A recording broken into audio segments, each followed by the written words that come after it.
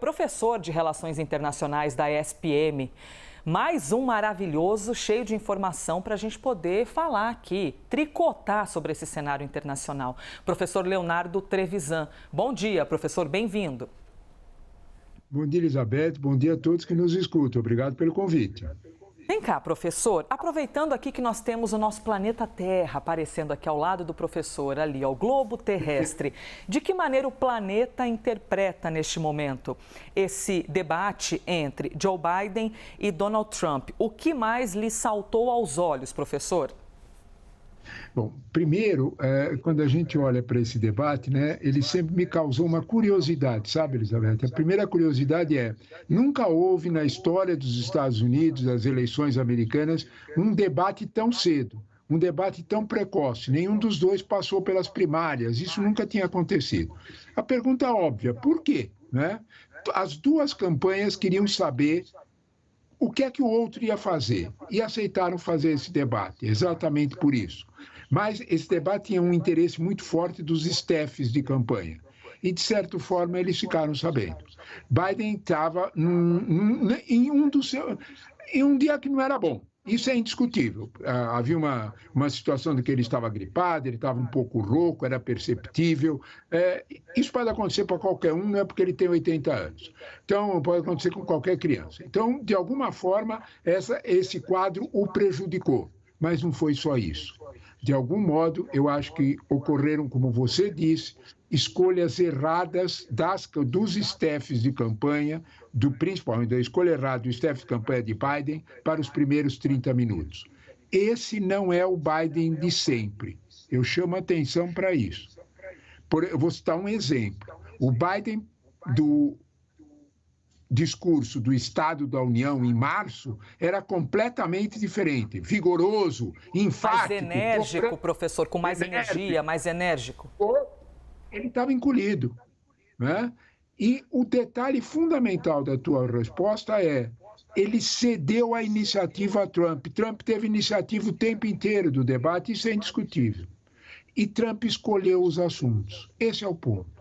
Trump escolheu aquilo que para ele lhe convém, como você disse apresentando o debate. Imigração, inflação e fragilidade dos Estados Unidos no mundo. Se isso é verdade ou não, pouco importa. Quando você fala com qualquer marqueteiro de qualquer qualidade, ele vai te falar sempre a mesma expressão. Quais são as falas instagramáveis? Qual é a fala que dá para pôr no Instagram? Qual é a fala que... Desculpa, Trump nadou de braçada nisso aí. Biden tinha um balde de coisas para comentar do seu governo.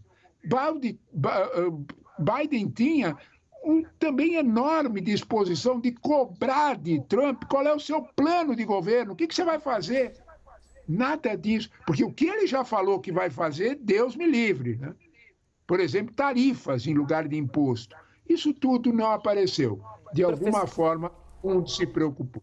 Pois é, e é um dia dessa ressaca, principalmente para os democratas, de compreender, mesmo que nós tenhamos um histórico, o debate, e o senhor acompanha muito, por isso fala até com muita propriedade, é um momento histórico, né? Aquele momento que o noticiário fica repercutindo. Então, os democratas estão daquele jeito. Eu vou aproveitar que o senhor tocou numa questão muito, muito importante e que a gente sempre tem que olhar com muita cautela e maturidade, aproveitando a toada da resposta do senhor. A respeito dele estar eventualmente gripado, um pouquinho rouco. E o senhor disse, qualquer pessoa em qualquer idade, se estiver gripado, não vai estar nos seus melhores dias. Por que eu estou falando isso? Porque esbarra na questão do etarismo. O etarismo vai aparecer demais nesse debate. Porque a idade de Donald Trump. Porque as capacidades cognitivas de Joe Biden. Porque Trump também tem 79 anos. Ou 78, não sei se agora eu cometi um ato falho. 78. 70, pronto, deixa eu baixar um ano aqui da existência. Porque Joe Biden eventualmente já não está performando tão bem por causa da idade. Eu vou chamar um trecho do debate, professor, que fala justamente sobre isso, para na sequência poder ouvir-te. Num determinado momento do debate, Biden fez comentários sobre a própria idade e atacou o Trump. disse que ele é apenas, você é apenas 3 anos mais novo, mas muito mais incompetente. Vamos ver esse trecho. Eu passei metade da minha carreira sendo o mais jovem da política. Eu fui o segundo mais jovem a ser eleito ao Senado.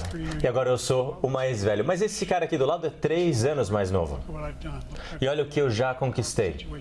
Olha como eu consegui reverter a situação péssima que ele me passou do governo dele. E aí, senta que lá vem a história. Tem mais um trechinho, professor. Trump se defendeu dizendo, a minha saúde é muito boa. E argumentou que uma prova disso é o fato dele ter ganhado 2 torneios de golfe recentemente. Aí, né, minha gente, liberdades poéticas para o jeitão de cada um. Vamos ouvi-lo. Bom, eu fiz 2 testes cognitivos e tirei nota máxima. Ele não fez nenhum, queria que ele fizesse pelo menos um. Passa pelas primeiras 5 perguntas, acho que não ia conseguir, mas eu fiz 2 testes cognitivos, faço exames físicos todo ano e, claro, a gente bate na madeira. Eu tenho uma saúde muito boa. Eu acabei de ganhar 2 campeonatos de golfe. 2. Para fazer isso, você precisa ser bem inteligente, tá bem esperto e jogar a bola bem longe. Ele não consegue nem 60 metros. Eu já desafiei, ele não consegue. Então eu acho que eu estou muito bem. Professor, nessas horas a gente não sabe se ri ou se chora, essa é a verdade. Mas quero ouvir sobre isso, porque esse etarismo vai acabar pautando parte dessa corrida eleitoral. Elisa, você chamou atenção para o ponto que eu acho que é o ponto alto de Biden no debate. Ao contrário do que se imagina, esse ponto foi muito alto. E ele não aproveitou bem, depois nós falaremos disso. Mas o ponto alto foi a resposta que ele deu sobre o campeonato de golfe. E a resposta, ela não está sendo bem destacada, porque a resposta que ele deu foi: mas você carrega o equipamento? Porque você está fora de peso. Né? A resposta foi ótima. Do ponto de vista para o eleitor médio, a resposta foi: olha o que você está falando. Mas o pior nesta situação foi que Biden perdeu uma oportunidade de ouro para retomar toda a iniciativa e, no fecho do debate, mudar tudo. Quando ele disse dos 2 testes cognitivos, a imprensa norte-americana, CNN também, já destacou o fato óbvio. Esses testes cognitivos foram feitos antes dele ser presidente, há muitos anos atrás. Quando ele estava fazendo o aprendiz, que ele teve uma crise, acharam que ele estava ficando demente, que ele esquecia a coisa, ele fez 2 testes cognitivos ali. Não tem nada a ver com a realidade de hoje. Que vergonha, professor, tudo isso. Biden devia ter imediatamente dito: quando que você fez esses testes, meu amigo? Porque precisava ser feito agora, né? Não quando você tinha 60 anos. Esse quadro, de alguma forma, mostra bem, Elisa, um fato essencial. Biden talvez tenha feito escolhas erradas na sua preparação. Biden talvez tenha se preparado mais para fazer um choque, para analisar um choque sobre o seu governo, que ele cobrasse coisas pontuais do governo dele. E Trump não escolheu isso. Trump escolheu outra realidade, a realidade instagramável. Isso que você falou sobre imigrantes. É uma loucura esse assunto sobre imigrantes, e basta um dado, que os imigrantes que entram são assassinos. Ele usou a palavra terroristas. Né? Um engano, porque o New York Times publicou há 15 dias atrás, mais ou menos, já sabendo, porque ele vem repetindo isso nesses discursos pelo interior dos Estados Unidos, nas congregações religiosas, ele fala sempre isso. O New York Times foi atrás e descobriu que dos imigrantes que chegam, que têm algum passado criminoso, é apenas, eu vou repetir o número que eu fui procurar e achei, 0,08%, não chega a 1%. De gente que tinha algum crimezinho lá atrás, conseguiu entrar nos Estados Unidos. Essa porcentagem. Biden tinha que ter, de alguma forma, o staff de campanha devia tê-lo preparado também para o fato de que ele poderia não querer falar, vamos falar português, claro, falar de coisas sérias e falar de coisas falsas. Ele devia ter preparado, dizendo: não, ele não vai falar de coisa séria, vai falar de coisa falsa. E nós vamos ter as respostas preparadas. Infelizmente, não foi feito. E foi tudo jogado nas costas de Biden. Vamos devagar com esse andor. Professor, olha, é fantástico o senhor citar os números, inclusive, porque a gente vê como essas generalizações aparecem, que são os trechos instagramáveis e as pessoas recebem. A gente tem aquele público que é o público que recebe e se isso corrobora com a verdade, acabou, você não vai nem questionar. Você não imagina, que preguiça ir atrás de número e tal, né? Tem pouca gente disposta a sair da superfície e checar esses dados. A gente estava até mostrando, ó, esses trechos todos ali são da CNN nos Estados Unidos, lembrando que nós estamos acompanhando também ao vivo. Já já a gente pisca um cadinho deles, com tradução simultânea e tudo mais. Bom, Donald Trump pegou todos os imigrantes e colocou numa caixa como se todos fossem assassinos, né? Isso é uma coisa muito delicada, tem uma pegada terrível de xenofobia, de que como se todo mundo, ó, se você está fugindo da fome, você é um assassino, se você está querendo um futuro melhor, você é um assassino. Acabou, generalizou todo mundo. E tem as interpretações a como, né, professor, Joe Biden reagiu, rebateu essas acusações e o senhor já citou um número que poderia ter sido citado e ele perdeu essa oportunidade. Vamos ver um trecho justamente sobre essa pauta de imigração. Uma das principais questões em todo esse momento eleitoral é a questão da imigração, fronteira com o México e tudo mais. Trump afirmou que cidadãos americanos estão morrendo por causa das políticas em relação à imigração do governo de Biden. Foi ele que matou as pessoas na fronteira, incluindo centenas de milhares de pessoas que morreram e que também mataram os nossos cidadãos quando entraram.